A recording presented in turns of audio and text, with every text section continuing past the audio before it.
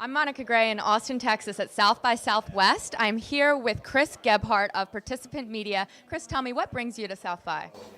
Participants been coming to South by pretty much since we started 10 years ago. We almost always have a film of some sort here.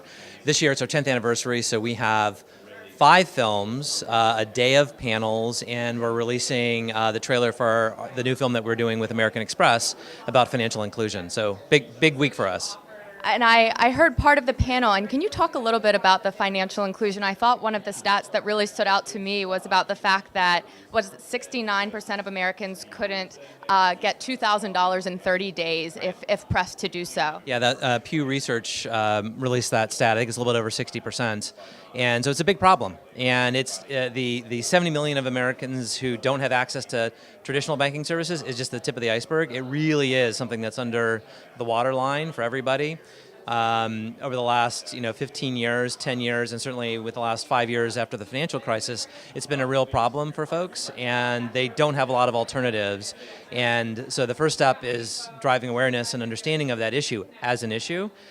But it's nothing new. This is something that's been going on for 100 years.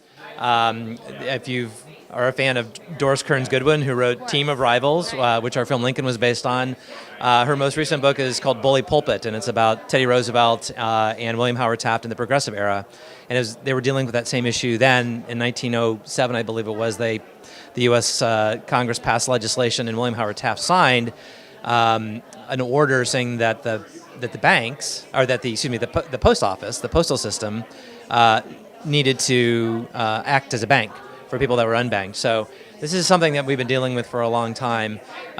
What we're seeing now is a lot of interesting new technologies and new things come into the marketplace, and brands like American Express coming in as non-traditional banking players, but seeing an opportunity to really serve a market and disrupt it and to make people's lives better.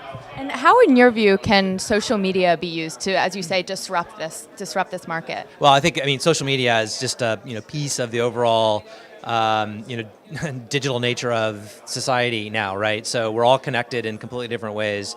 If you can get your check from an employer and take a picture of it and have it automatically deposited to an account and have access to that account, that money on the same day, you never really have to go into a bank or go to a check cashing service. Right now, you can't do that in the U.S. And so in particular, it takes days for you to actually get access to your money, which is why a lot of folks who don't have bank accounts have to go to check cashing services. So that's definitely the kind of technology that is changing things. The social construct is the part that actually reinforces that you should do that, right? So it's not enough just to hear a story or feel a story. It really is. Empathy is not enough. You really have to be part of some sort of a social group or construct, and that's how behavior really changes.